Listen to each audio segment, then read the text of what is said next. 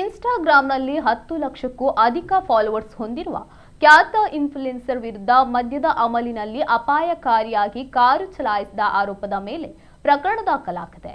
ಪೊಲೀಸರ ತಪಾಸಣೆಗೆ ನಿಲ್ಲಿಸದೆ ಪರಾರಿಯಾಗಲು ಯತ್ನಿಸಿದ ಇನ್ಫ್ಲುಯೆನ್ಸರ್ 28 ವರ್ಷ ಪ್ರಾಯದ ಧನ್ಯಾ ಎಸ್ಆರ್ ಅಲಿಯಾಸ್ ಸ್ಪಾಟದ ಹೆಲೆನ್ ವಿರುದ್ಧ ಇಲ್ಲಿನ ಕುಂಬಳೆ ಪೊಲೀಸರು ಪ್ರಕರಣ ದಾಖಲಿಸಿಕೊಂಡಿದ್ದಾರೆ.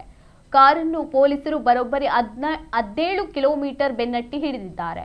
ರಾಷ್ಟ್ರೀಯ ಹೆದ್ದಾರಿ 66ರ ಬಂದಿಯೋಡ್ ಎಂಬಲ್ಲಿ ಈ ಹೈ ಡ್ರಾಮಾ ನಡೆದಿದೆ. ರಾಷ್ಟ್ರೀಯ ಹೆದ್ದಾರಿಯ ಮಧ್ಯದಲ್ಲೇ ಟಾಟಾ ಪಂಚ್ ಕಾರೊಂದು ಅಪಾಯಕಾರಿಯಾಗಿ ನಿಂತಿರುವುದನ್ನು ಗಮನಿಸಿದ ಪೊಲೀಸರು ವಾಹನವನ್ನು ಪರಿಶೀಲಿಸಲು ಹತ್ತಿರ ಬರುತ್ತಿದ್ದಂತೆ ಚಾಲನಾ ಸೀಟಿನಲ್ಲಿದ್ದ ಧನ್ಯಾ ಪೊಲೀಸರ ಸೂಚನೆಗಳನ್ನು ಸಂಪೂರ್ಣವಾಗಿ ನಿರ್ಲಕ್ಷಿಸಿ ಕಾರನ್ನು ತೀವ್ರ ವೇಗವಾಗಿ ಚಲಾಯಿಸಿಕೊಂಡು ಹೋಗಿದ್ದಾರೆ. ಅನುಮಾನಗೊಂಡ ಪೊಲೀಸರು ಜೀಪ್ನಲ್ಲಿ ಕಾರನ್ನು ಬೆನ್ನಟ್ಟಿದ್ದು ಮಂಗಲ್ಪಾಡಿ ಗ್ರಾಮದ ಭಗವತಿ ನಗರದ ಬಳಿ 17 ಕಿಲೋಮೀಟರ್ ದೂರದವರೆಗೆ ಚೇಸ್ ಮಾಡಿ ಕಾರನ್ನು ತಡೆದು ನಿಲ್ಲಿಸುವಲ್ಲಿ ಯಶಸ್ವಿಯಾಗಿದ್ದಾರೆ.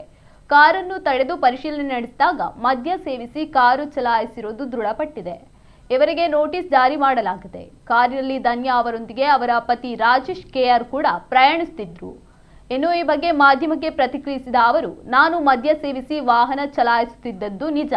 ಆದರೆ ಕೆಲವು ಮಾಧ್ಯಮಗಳು ನಾನು MDMA ಡ್ರಗ್ಸ್ ತೆಗೆದುಕೊಂಡಿದ್ದೆ ಅಂತ ಸುಳ್ಳು ವರದಿ ಮಾಡ್ತಿವೆ. ಇದಕ್ಕಾಗಿಯೇ ನಾನು ಸ್ವಯಂ ಪ್ರೇರಣೆಯಿಂದ ಮಿಮ್ಸ್ ಆಸ್ಪತ್ರೆಯಲ್ಲಿ ರಕ್ತದ ಮಾದರಿ ಪರೀಕ್ಷೆ ನೀಡಿದ್ದು ರಿಪೋರ್ಟ್ ಬಂದ ತಕ್ಷಣ ಸೋಷಿಯಲ್ ಮೀಡಿಯಾದಲ್ಲಿ ಪೋಸ್ಟ್ ಮಾಡ್ತೀನಿ ಎಂದು ಸ್ಪಷ್ಟನೆ ನೀಡಿದ್ದಾರೆ.